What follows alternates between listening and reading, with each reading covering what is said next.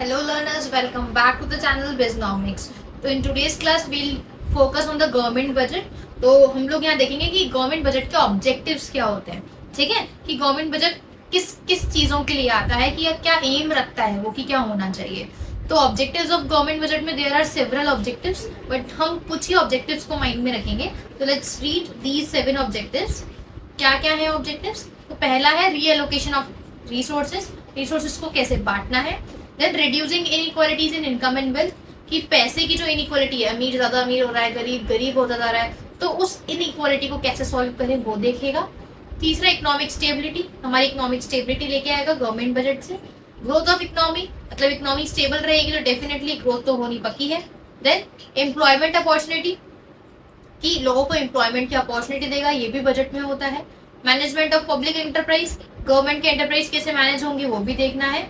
और reducing regional disparities, ठीक है, जो माइनॉरिटीज के लिए हम लोग उनको बैकवर्ड समझते हैं, तो वो भी गवर्नमेंट बजट में बता रहा है कि उसको हमें नहीं करना है, ठीक है. These are the several objectives of government budget. हम वन बाय वन स्टडी करते हैं. तो की ऑब्जेक्टिव्स क्या है गवर्नमेंट बजट के? पहला है रीएलोकेशन ऑफ रिसोर्सेज. रीएलोकेशन मतलब होता है रिसोर्सेज को बांटना, डिस्ट्रीब्यूट करना. The government reallocates resources to balance social welfare. Government क्यों रिसोर्सेज को बांटती है? जिससे सोशल वेलफेयर बैलेंस रहे, ठीक है. जैसे एजुकेशन है, गवर्नमेंट ने आरटी लेके आया कि अमीर का बच्चा तो पढ़ ही रहा है, गरीब भी पढ़े, तो वो क्यों, कि लोगों का वेलफेयर हो, ज्यादा से ज्यादा एजुकेशन बढ़े, है ना. एंड प्राइवेट प्रॉफिट, और उससे कहीं ना कहीं प्राइवेट सेक्टर को प्रॉफिट भी होगा. It uses tax concession and subsidies to encourage investment in specific sector. अब गवर्नमेंट क्या देती है? टैक्स से कंसेशन देती है, सब्सिडी देती है कि आप ये पावर प्लांट लगा लो, आप सोलर पैनल लगा लो, वेलफेयर हो रहा है इससे, और गवर्नमेंट को पैसा भी मिल रहा है और लोगों के लिए अच्छा भी हो रहा है. तो रिसोर्सेज को प्रॉपर डिस्ट्रीब्यूट करना. नेक्स्ट है इकोनॉमिक स्टेबिलिटी. इकोनॉमिक स्टेबिलिटी क्या कह रहा है? The budget prevent business fluctuations like inflation and deflation to ensure stable prices.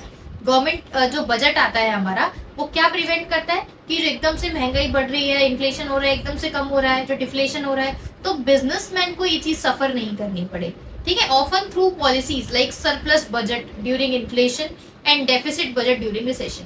वो इतनी सारी पॉलिसीज लाके बता देती है, प्लान बता देती है कि अगर आप आया है ऐसी सिचुएशन तो आपको कैसे टैकल ओवर करना है. तो वो उससे इकोनॉमिक स्टेबिलिटी लाना चाह रही है गवर्नमेंट, वो भी बजट में बताया गया है. तीसरा है reducing inequalities in income and wealth through progressive taxation and welfare expenditure. जैसे सब्सिडी है, फ्री सर्विसेज है, the government reduces the gap between the rich and the poor.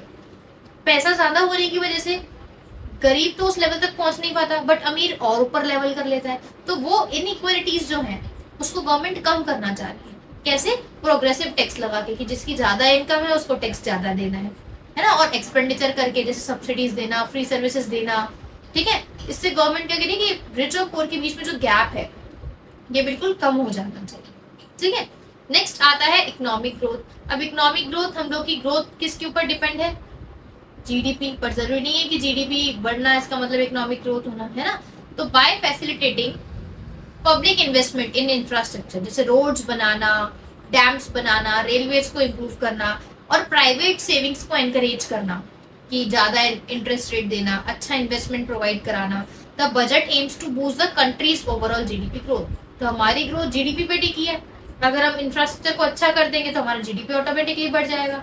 लोगों को बोलेंगे इन्वेस्ट करने के लिए, तो उससे क्या होगा? हमारी इकोनॉमी की ग्रोथ होगी. नेक्स्ट है management of public enterprise.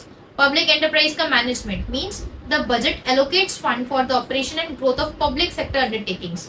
Government PSUs के लिए भी बजट लेके आता है कि उनको क्या क्या चीज में कितना कितना पैसा लगाना चाहिए. That provide essential services at reasonable rates. तो गवर्नमेंट कहती है कुछ सर्विसेज आप हमसे ले लो रीजनेबल रेट से, जिससे आप लोग का भी क्या हो, इम्प्रूवमेंट हो. तो पब्लिक एंटरप्राइज भी थोड़ा सा गवर्नमेंट के साथ में आके उस चीज को अपने इम्प्रूव करना चाह रही है. नेक्स्ट है रिड्यूसिंग रीजनल डिस्पैरिटीज. तो special emphasis is placed on developing backward regions by providing tax benefit and establishing industrial units to ensure balanced regional growth. Government को पता है कि जो गांव है, जो बिल्कुल पिछड़ा हुआ गांव है, वहां पे रीजनल डिस्पैरिटीज बहुत ज्यादा है ना. तो इस डिस्पैरिटीज को कम करने के लिए गवर्नमेंट ने वहाँ टैक्स के बेनिफिट दे दिए कि आप लोग को टैक्स नहीं देना है, सब्सिडीज दे दी, या फिर वहाँ पे इंडस्ट्रीज बना दी कि लोगों को एग्रीकल्चर से हटके थोड़ा जॉब पर्सपेक्टिव पे भी जाए, ठीक है. तो ये गवर्नमेंट किस लिए कर रही है? कि जिससे रीजनल डिस्पैरिटीज जो है वो कम हो जाए. तो ये जो है मेन ऑब्जेक्टिव्स हैं किसकी? गवर्नमेंट बजट के. इनमें से ज्यादा नहीं तो एटलीस्ट आपको 4 से 5 ऑब्जेक्टिव्स गवर्नमेंट बजट के आने चाहिए. These are the major government budget के ऑब्जेक्टिव्स हैं जो एग्जाम में करके जाना है, इंपॉर्टेंट है, और हमें जनरली भी इसको अवेयर रहना चाहिए कि गवर्नमेंट के बजट में किन किन मुद्दों के बारे में बात की गई है। ठीक है, सो आई होप कि आपको गवर्नमेंट बजट के ऑब्जेक्टिव्स बिल्कुल अब क्लियर होंगे। So thank you all for having me here. If you like the video, so please don't forget to hit the subscribe button and press the bell icon. Thank you for having me. Until then, bye.